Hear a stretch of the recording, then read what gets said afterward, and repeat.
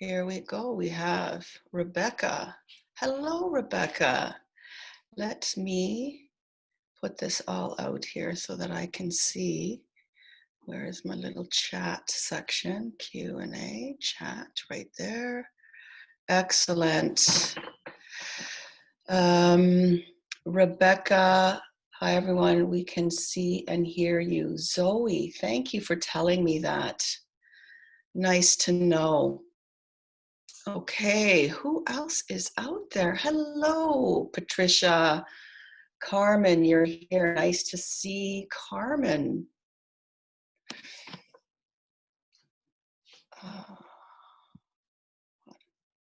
There we go. I see. Okay, I see Elisa. I see Malay. Michelle Tremblay is here. Good afternoon, Cheryl. This is awesome. Great. Welcome. I'm just going to kind of welcome everyone. Hello there, Yahel and Samantha. Melissa from Nova Scotia. Welcome. I'm coming to visit your neck of the woods sometime in my lifetime. Who else do we have here? We have Ray. We have Cheryl and Linda. Welcome, Linda. Yes, and Naima is introducing herself on the side panel. So while everyone gets rolling, I would like to let you know that you are all muted and you will remain muted, but you can use the chat button, the chat side panel, and I will be looking at this as well. So Naima and I will be working at getting all of your questions answered. Use the chat to respond and participate. And one of the things you need to make sure is that you are using all attendees, so that on your bottom it says to, make sure that it is scrolled onto all attendees so that we can all see you.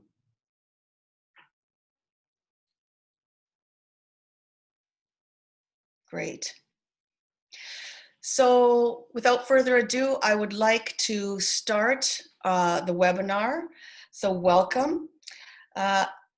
Before we begin, I want to let you know, you don't need to take notes. You will get a copy of all of my summary of this webinar emailed to you, and you will also have the recording of this webinar handed to you. So all I'm going to request for you to do is to participate, to look at me and focus on the information, and feel free to ask questions and engage through the chat bar. I'm going to share my screen now so that we can start the webinar. So, and here we go. How many of you would like to be able to know the moment you realize you're overwhelmed or stressed or have a difficult feeling and know what to do with it? How many of you would like to build your confidence around difficult strategies and difficult conversations? And how many of you would like to know what to do when you get stuck in a difficult conversation? This is what we are going to be working on in this webinar.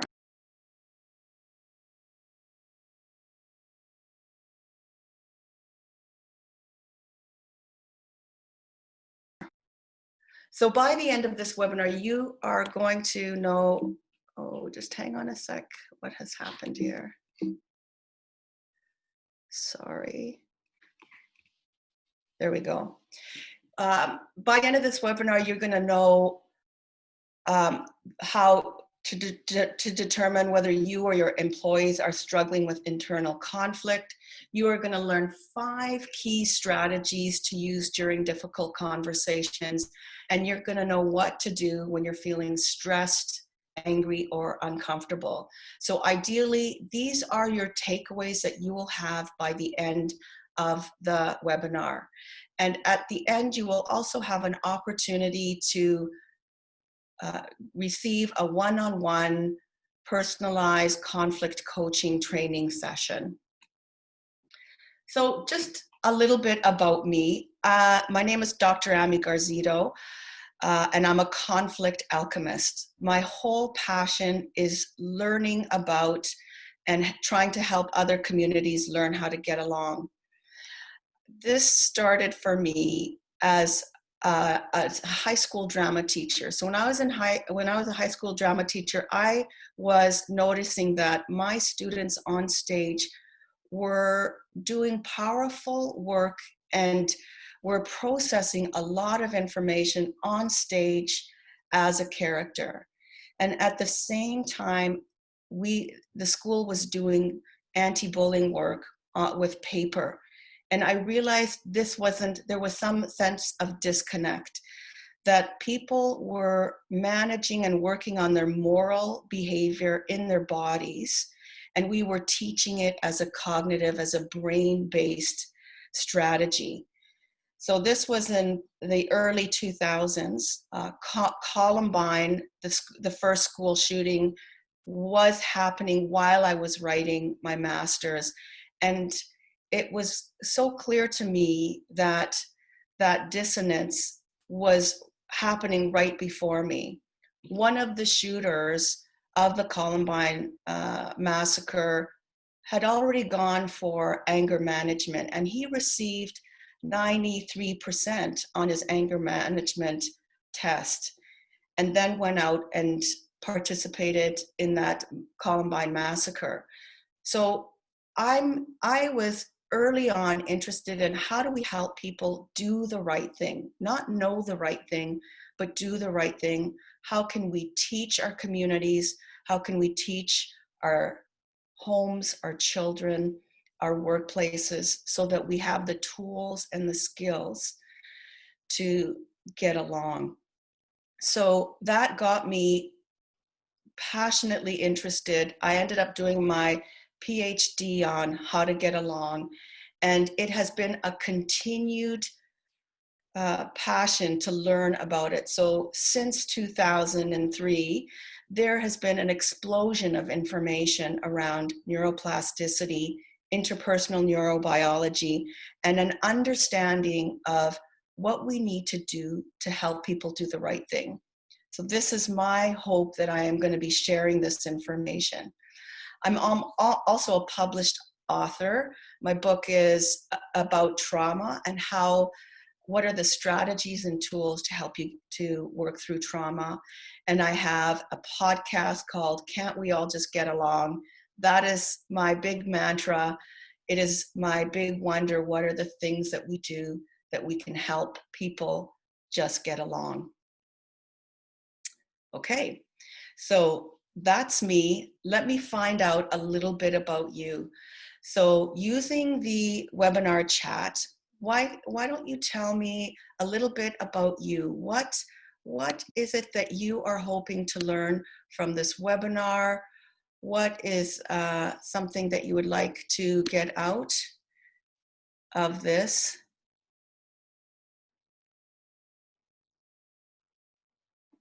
Perfect.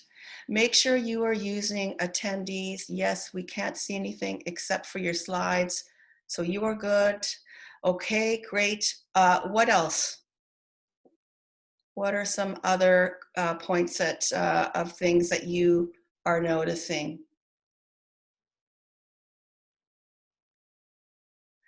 Mel wants to deal with conflict in a more positive learning approach. Thank you. Linda would like to be able to better manage conflict in the workplace so it doesn't become personal. Awesome. This is the webinar for you. Tie in my work. Excellent, Carmen. I also have certification in that, and this completely connects with the premise of restorative justice. Yes, and dealing with conflict, dealing with bullying behaviors, and how to recognize it online. Oh, so good, Rebecca. Love this. Patricia, yes, and returning back to work. Yes, okay, thank you, Patricia. And Ish, to know why can't we all, yes, yes, how, yes, sometimes it's easier to get along and sometimes we can't. Ish, there's a point here that addresses that specifically. Urea, welcome. And how can we be more empathetic? That's right. How can we do this in a kind way? Okay, thank you so much. Those were great responses. Here is exactly what we are going to be looking at. So the first section is going to be, what is conflict? I'm going to give you a few definitions so that you understand the premise. Then we're going to be talking about conflict in the new pandemic workplace. And then we're going to be talking about ways to examine challenges with workplace inner conflict. And this is key because it brings us to the strategies you can use to approach those difficult conversations. And then I will give you some access to free resources and support. All right, thank you so much. So I'm going to move right along. We're going to be talking about what is conflict. So before, I'm going to give you a few notes about what it's going to be important to know when we're talking about conflict. So conflict is not something that happens in the moment. It is a long, long story, and the end of the story is your conflict. Your triggers, the reasons you feel the pain or the hurt, have something to do with what happened usually between the ages of 0 and 7 years old. The reason why the person that is saying something or doing something that feels so painful is because the story is embedded from a long time ago. Conflict is not the beginning of the story. It is the information to help you change a story that needs changing.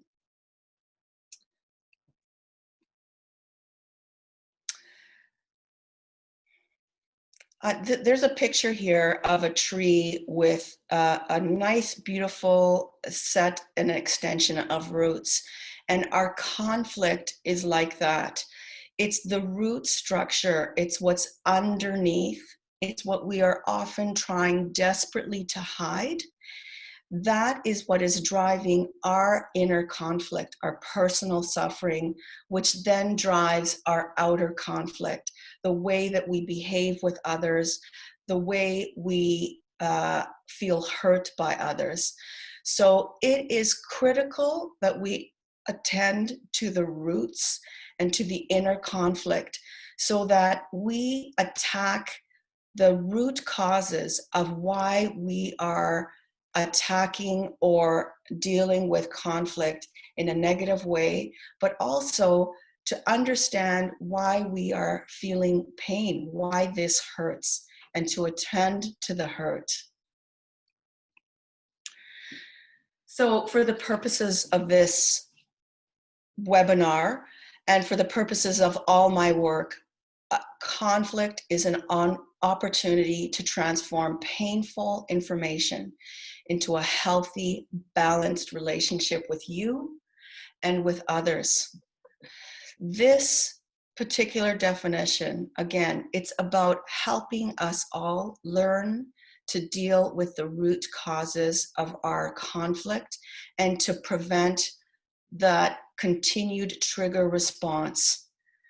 So that is key, and that is our job. This is our job to take care of and manage those inner conflicts so that we are better able to stay in the room when those outer conflicts arise and learn from them and get some healing and some processes that support our workplace and our homes.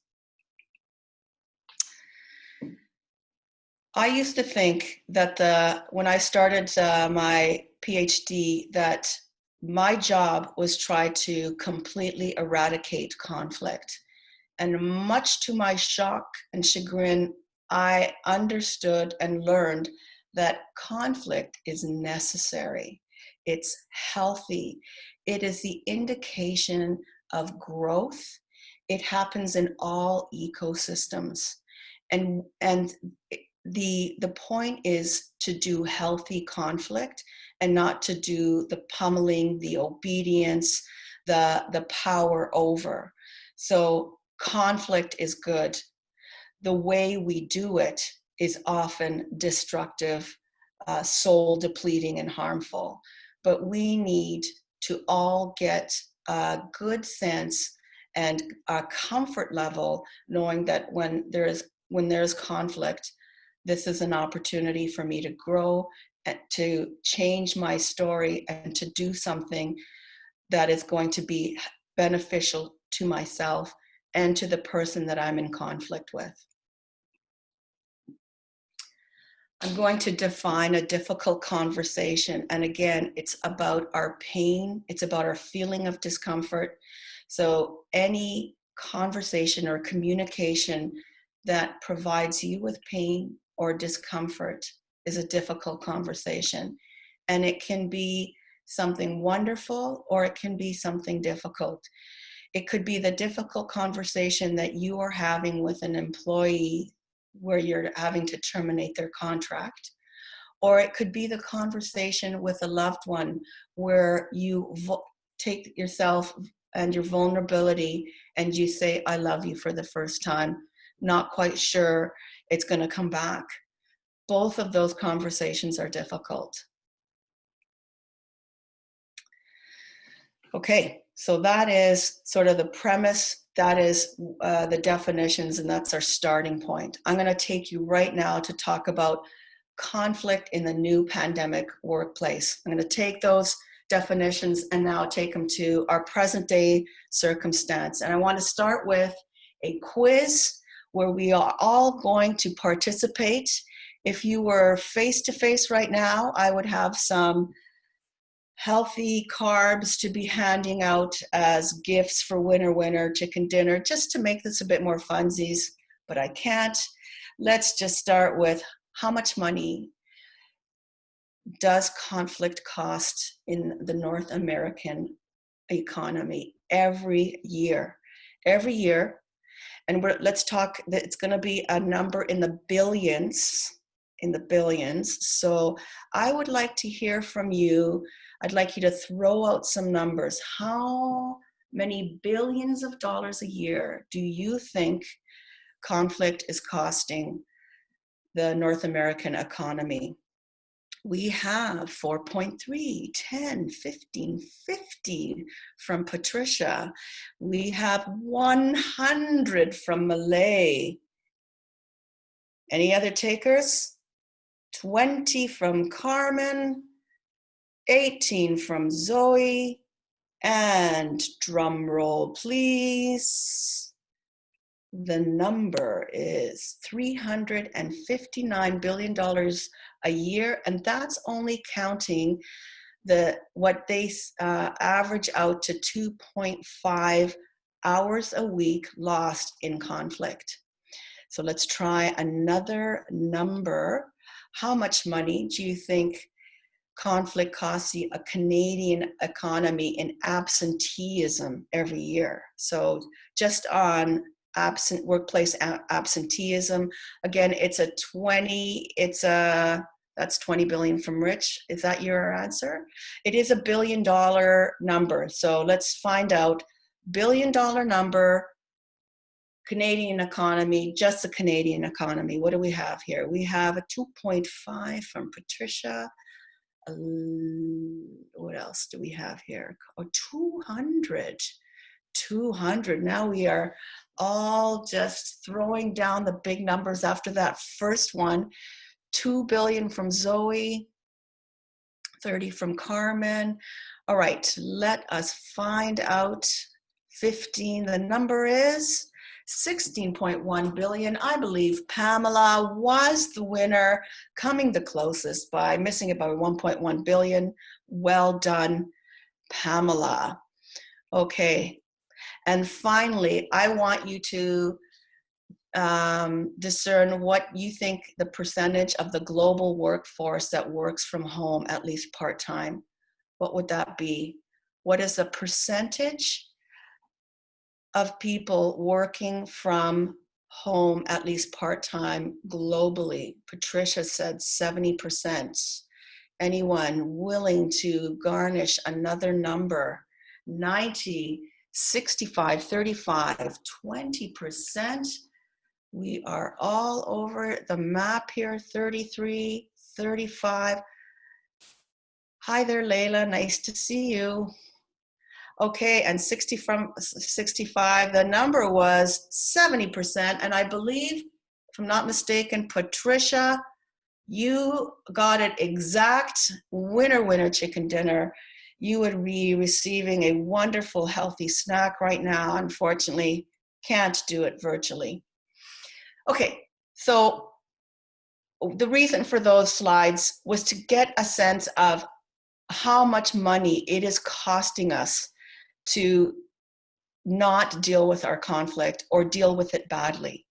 And, you know, we are just skimming the surface when we are looking at those numbers. And it not only affects our cost, it affects our well-being. So I would be curious to know those numbers in terms of health costs, because it does, that kind of stress also does a number on our bodies. It does a number on our relationships in our homes. And so there are lots of good reasons to learn how to wage good conflict. So let's start here with, what are the changes you've noticed since in you and your workplace since the pandemic? What are the areas in your life right now that have changed? Now in Canada, March 13th was our day when we went into a shutdown. So since then, what have you noticed about you and your workplace since the pandemic?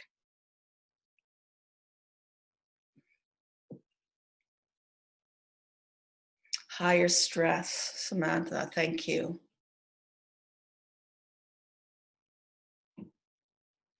I feel like I'm working harder and receiving less support.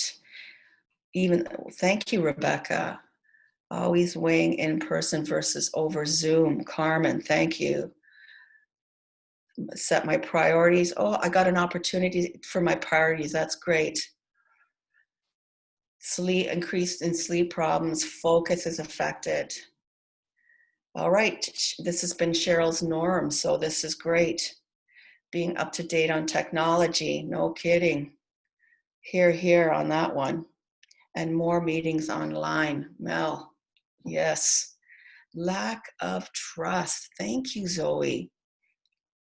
Okay.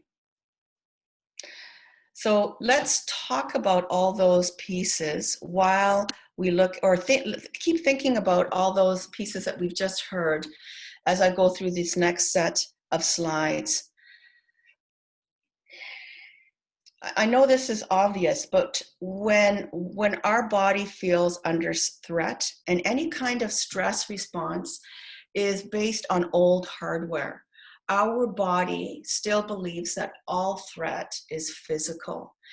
And so we have a whole set of chemical responses and reactions in our body that assume we are under physical threat. It adds an enormous amount of pressure on our nervous system. And our nervous system is responsible. It's part of our feeling brain. So our nervous system is responsible for our feelings and for our memories around our feelings. So what we have to get good at is we have to get good at becoming aware of the fact that stress is our nervous system that feels under threat, that is giving us information that says, hey, I'm under threat. And that my ability to take care of my inner conflict, my inner discomfort, my inner suffering is the work that I need to do in order to manage that outer conflict. In order to manage that, these points are absolutely fundamental. And you will be surprised to realize how hard this might be. You need to know that you're having a feeling and you need to be able to label it. I'm uncomfortable because I'm nervous.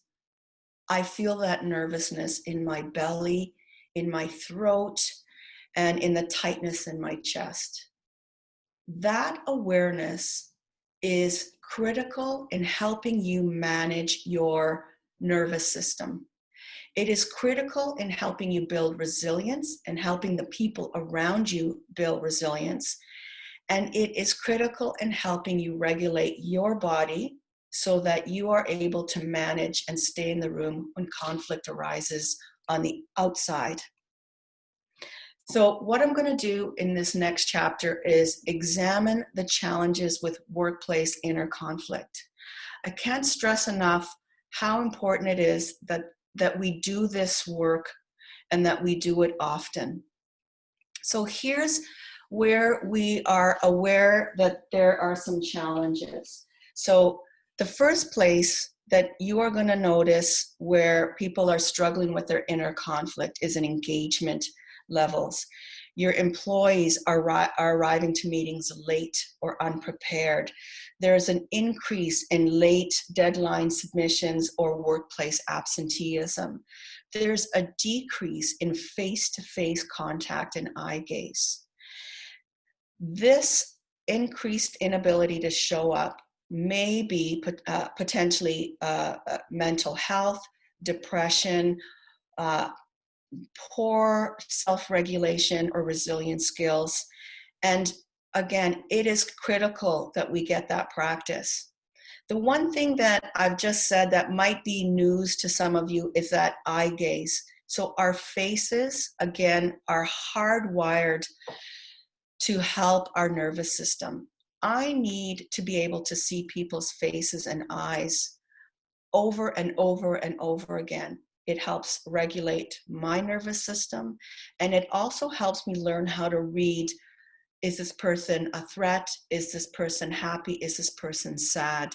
So we have to build in lots of face-to-face and eye gaze, and that includes on video. So we need to help people be face-to-face on our video as much as we can. So an increased inability to manage emotions is another sign or signal that someone's struggling with their inner conflict. They're unable to look at problems as small, medium, and large. All problems look like big problems. There's an increase or a decrease in their mood swings. There's an increase in emotional explosions or shutdowns. Something happens that's difficult and they immediately shut down or disengage or explode. These are examples. These are anxiety indicators. Again, there are things we can do to train and support and build in both ourselves and in our workplace for all of these. And that is entirely true for this one as well. Addictions is a way of managing your feelings. So this slide is a workshop in and of itself, but just briefly, drugs and alcohol, any kind of gambling, screen time, online gaming, and simple sugars and refined carbs. Our brain and body don't see that as food. It actually behaves as a drug. All of these are addictions in that they are hijacking our responses that we have in our body that are already there and using it to make us feel better. So Candace, this is relatively new. Candace Pert found that there was a pathway for morphine that we already have. In other words, no drug works unless we have something in our body that already mimics that drug. So we have natural morphine. We have natural alcohol. We have any drug that works because we already have that particular neural pathway that exists in our body. So over time, addiction actually harms all of our nervous system. It stops working and it will make things worse. So we want to use our natural system. An addiction works because it is using your natural body's ecosystem to feel better. So work-life balance is another point that I want to bring up in terms of the challenges. So people work too many hours, or people work less hours. People are struggling to be on time, or they're struggling at home as well. So the challenges with people working at home in terms of their home life now having an impact on the work that they're doing at home because of their resilient skills. And then we're going to talk about relationships. So if I'm working from home and I have friction with my husband, that relationship directly impacts my ability to do my work from home. So I need to use my skills, and I believe we need to help our employees use all of their skills that we expect in the workplace also at home. The better I am at managing and working with my relationships at home, the easier it will be for me to get my work done. It's all connected. The lines have blurred, and we are now clearly having to say, I have to take care of myself, my body. I have to take care of my relationships, my home. And I have to work with and take care of and be an active participant in my workplace. It is the same work. So I've just made this point and I'm going to make it again. Anything that you're doing affects everyone, and all these strategies work. They work for your child, they work for you in your inner conflict, and they work at home and they work at work. So the bonus here is that we are all able to use this material in all areas of our life. Okay, so this is me. So where are you noticing you and your workforce struggling in the workplace? What are the key places to talk about that where you're noticing struggle in the workplace? Just hang on a sec. Patricia said something. If we do not have addiction, such as a typical, how does stress get related to our morphine path? Patricia, can you remind me of that question at our question and answer period, and I will answer that question. And thank you for that. Cross-functional meetings. Zoe, I don't know what that means. Can you help me understand what cross-functional meetings mean? Living in a second world. Where are you noticing you and your workforce struggling in the workplace? So when I say where, I mean what are the parts of the work that are becoming more challenging? Discussions about workload. So I have an increasing number of clients talking about more work. They're overwhelmed around the increase in their workload. Thank you for bringing that up.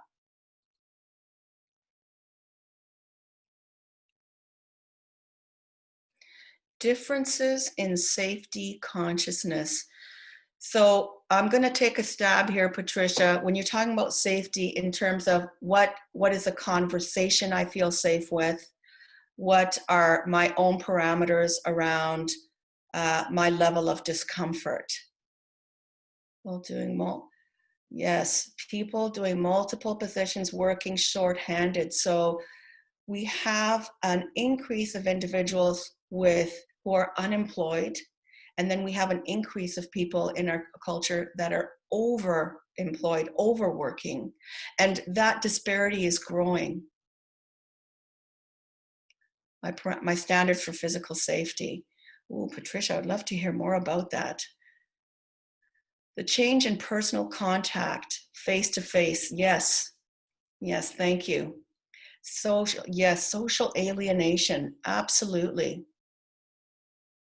Yes, and then just the overall worry about what's next, right? So all of this uncertainty is adding more stress and strain to our nervous system. Our nervous system, our brains hate uncertainty. And uncertainty is something that helps grow our brains. But when we have too much, we get overwhelmed and we just tax our nervous system tremendously, and it has impact on our physical well-being.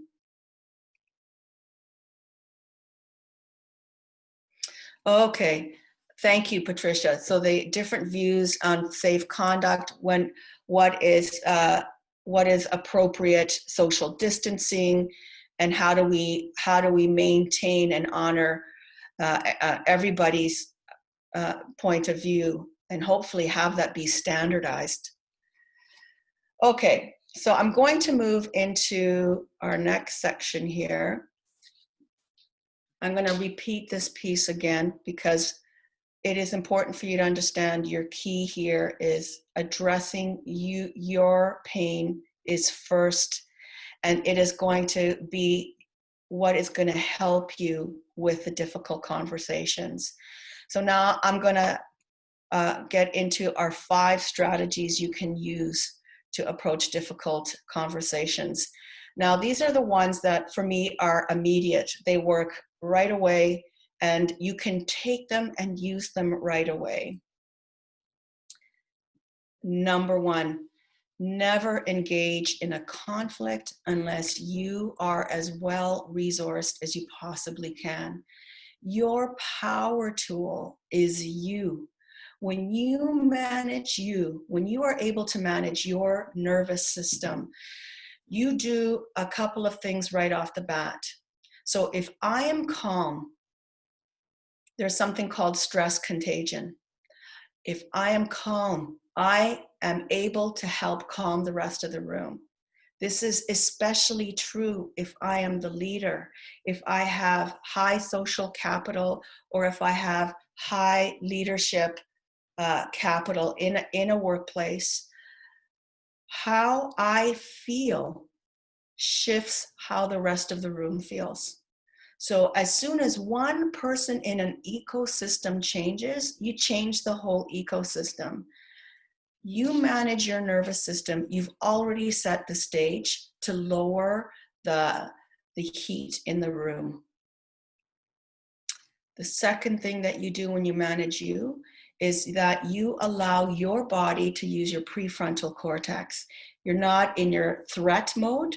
You are training your brain to stay in the room and be able to think.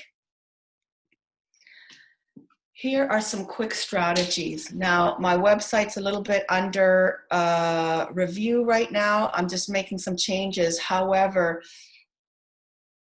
moving, and the more energy you have, the more threat you feel, the bigger the muscles you need to move. You need to learn how to move your body, and it can be as simple as taking a walk. It can be as a 3-minute bout of high intensity helps us move our brain into our prefrontal cortex. So 3 minutes of jumping jacks or skipping or running are ways to help us get into our prefrontal cortex. But if you are stressed, just getting up out of your chair and moving around or taking a walk around the block is going to do the same thing. Knowing your ecosystem inside is powerful and easy once you get the hang of it. And it is simply acknowledging and noticing what's happening in your body. When I get upset, my throat constricts. Knowing that and saying it to myself helps calm my nervous system. If I'm able to say, I'm really upset right now, that helps my nervous system. So learn to be aware of your internal ecosystem.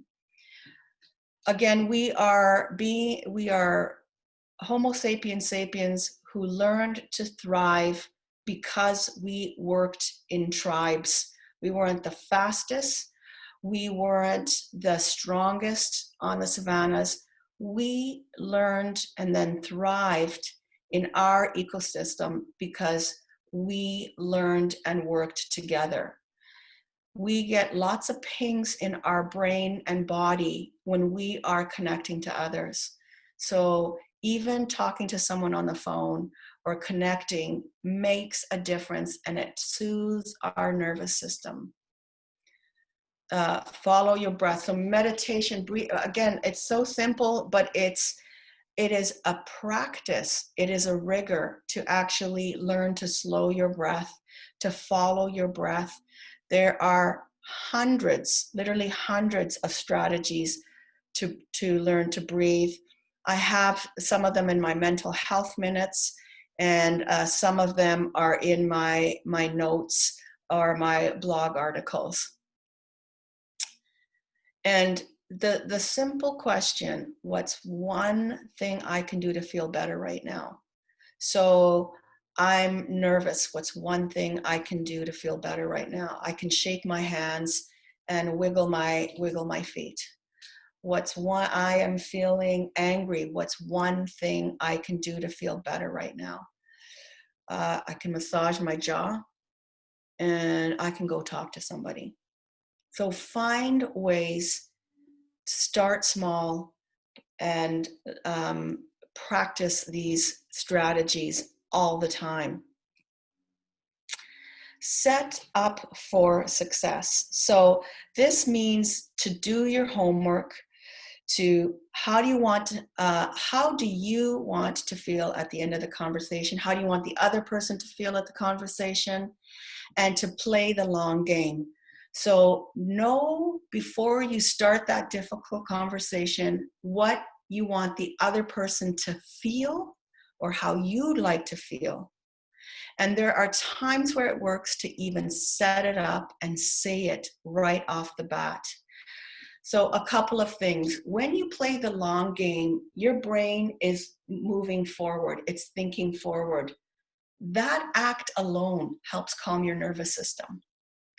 Secondly, when you think about the long game, you are reminding yourself that it's not about attack and letting that person know you hurt them, but it's about relationship, retainment, doing this better next time, addressing your hurt in a meaningful way. So play the long game. It looks like this. So these are just some sort of simpler examples. The purpose of my conversation is to find a better way at handling our disagreements in a public setting. I want to learn how to do this better, and that's why we are having this conversation today. Once you set it up like that, you've already disarmed the other person, because you're getting them to think about a solution rather than an attack or a defend response. I noticed you didn't put your video the last 3 meetings, and I want to see if there's a way we can agree to have our meetings with a virtual face-to-face. This is really important to me, and I want to find a way where we can work on this together. If I say that to an employee or a team, somebody on my team, this is going to help us together work on a solution. Again, I disarm them. I'm making them think about solutions rather than threat or defense.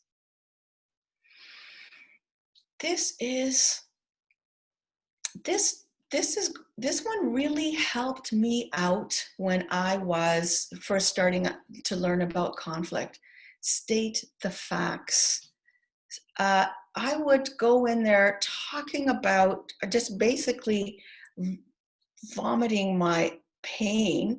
And what I've learned is that when I can just help somebody look at the actual behavior, that helps both me and the other person address what needs to be changed. And again, it looks like that. You haven't been at work for the last week. It's not like you. What's up? Right? So you're saying, hey, you haven't been at work for 3 days. And it's not like you to not be at work, for that long a period. Are you okay? State the facts. Look, what is it that you see?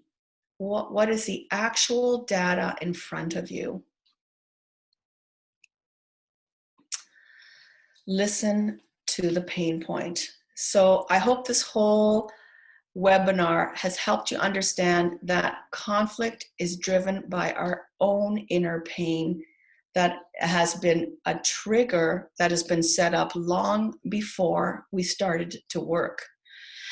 And if we can address the worry that is hidden behind the behavior or the question, and to then we have a better chance of holding relationship and changing the behavior. I know this feels like the opposite of state the facts, but what we're trying to do is, say in the last example, I said, you're not coming to work. It's been 3 days. It's not like you. Are you all right? The fact is he's not coming to work, but the pain point might be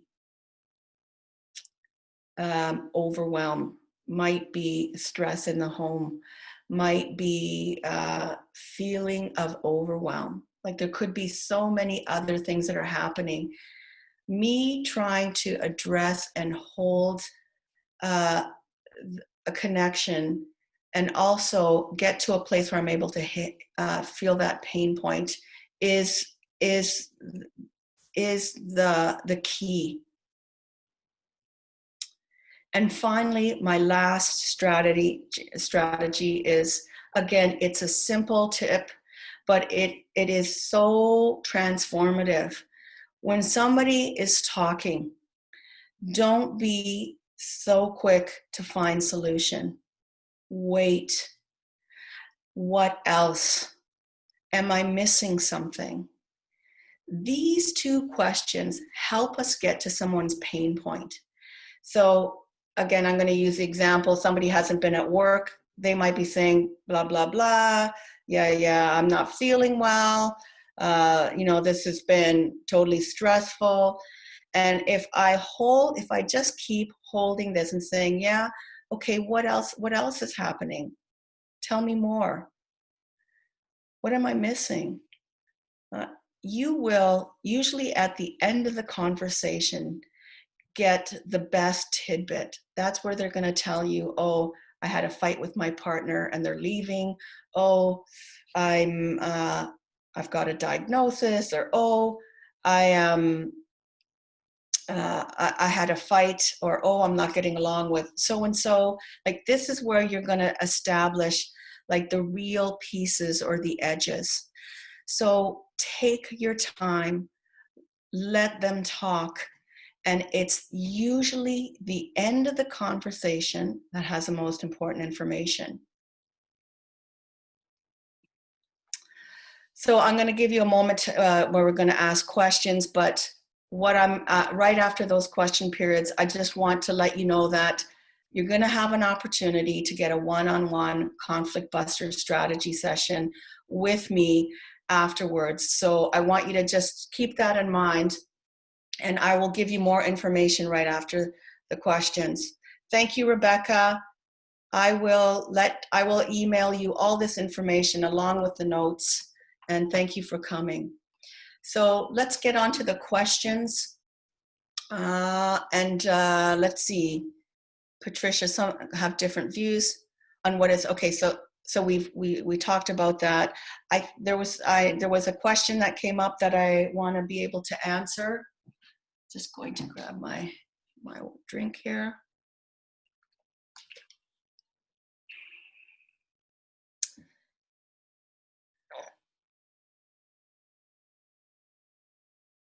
It was about typical addictions. Okay, so the difference between a distraction and a disruption. So a distraction is an addiction, and it can be other things, right? So for example, when I play a video game, I don't play a video game. I'm terrible at anything like that, but just say I'm playing a video game, that is distracting me. It's also, it's giving me pings. It's actually giving me little pings of dopamine. So it's actually helping me. If I overplay that, what I'm doing is I'm using an outside source to get a ping of dopamine.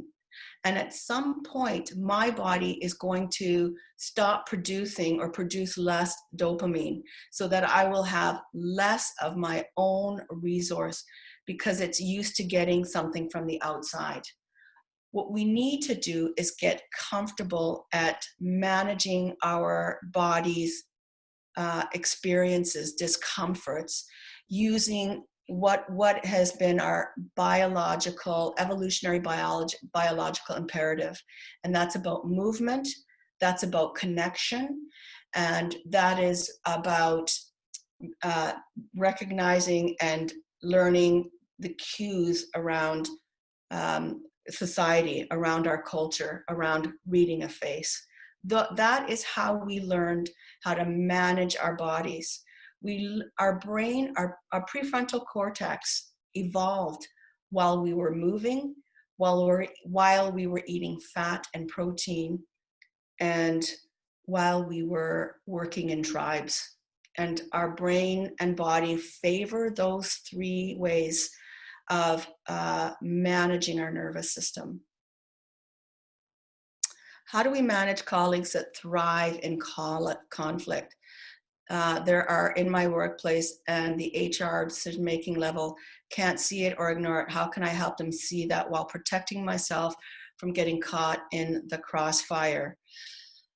Thank you, Yahel, for providing me with a simple and easy question to parse out during my questions. So this is what I would say to that. This is a long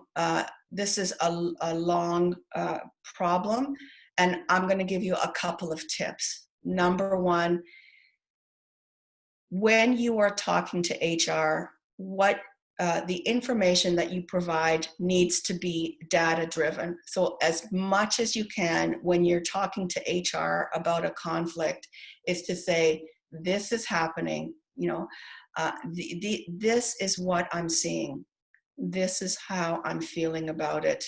I'm wondering, how are you going to address this? What are the strategies that you are going to do to address this? So that you're looking for a clear-cut strategy and information. So here are the facts. Here's how it's affecting performance. And I'd like to know what you're going to do to handle this. There are many HR departments that are poorly equipped to deal with this. They don't get a whole pile of, they have their organizational behavior, but there's very little information around conflict resolution and culture building. And these are key areas that need support. I also believe that there are cultures that where you complain, you can potentially become a target. So this is also about making sure that you are supporting yourself. And for me, one of the best ways we do that is by offering data versus coming across in the heat, in our high state of of arousal where we're very upset.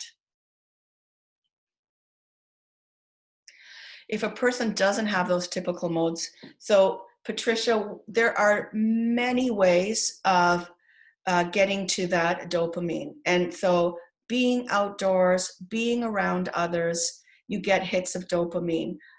Physical activity, especially hard physical activity, gets you into those states. Also long term, so like running for longer periods of time or working at an intensity for a period of time gets you into those states.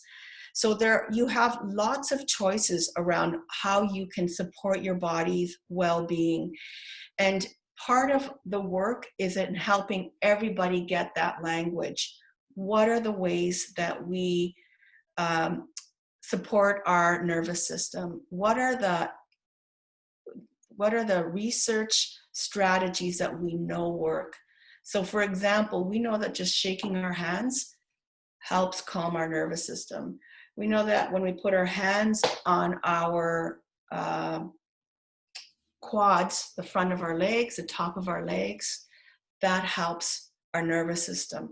We know that when we move our hands back and just apply pressure, we help our nervous systems.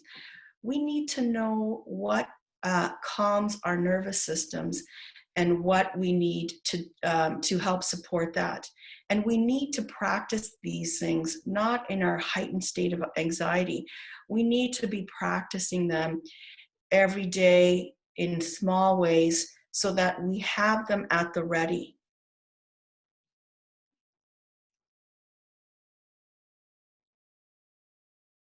Thank you, Leila.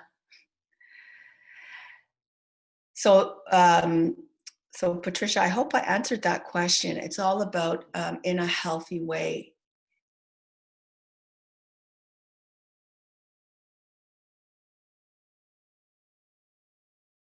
Okay. If there's no more questions, I'm just going to quickly go to our final piece here, and that's how to access free resources and support. If you are interested in a 60-minute one-on-one conflict buster strategy session, if you email me, the first 10 people to email me, I will just offer that and set up a time with you in the next 2 weeks. This conflict buster strategy session is if you want to get some support for some support in terms of your own personal strategies, what's going to work for me.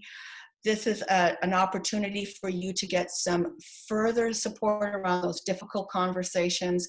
What can I do around this particular situation? Or this could also be, hey, I'm in HR, how do I help the rest of my team get onto the same page? What are the tips and tricks that you can provide for me? So first 10 who apply will automatically get the planning session. If that's not happening, this is my email, and Naima's also putting it into the webinar chat.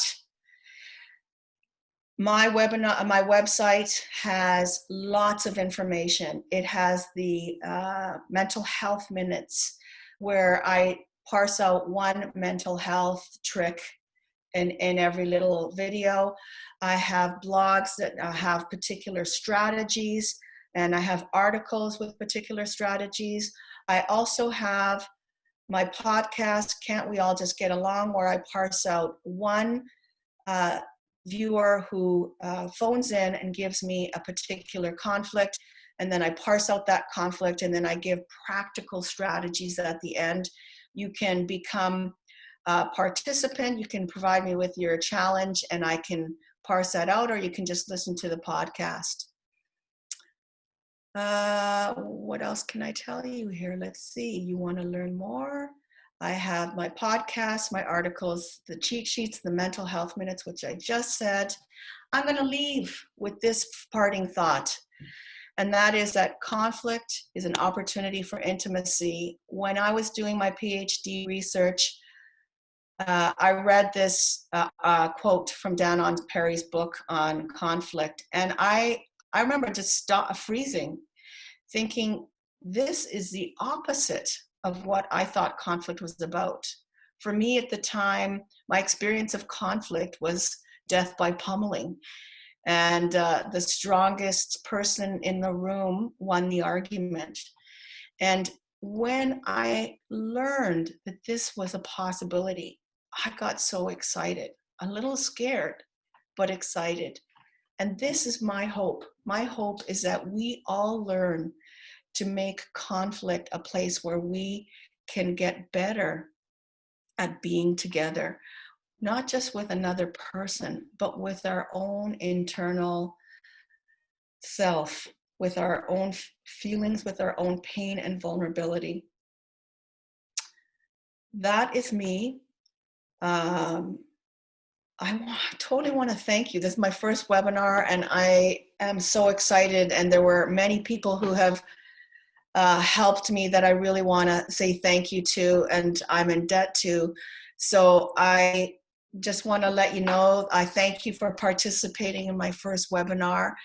I will be giving you all your summary. I will be emailing you personally, giving you a summary. When the recording is there, I will also pass on that recording. So thank you very much. Any final points? Thank you, Cheryl. Thank you, Yahel. Thank you, Linda. Zoe, you're welcome. You're welcome, Laila and Patricia. Okay. Be well, everyone. Thank you, Lisa.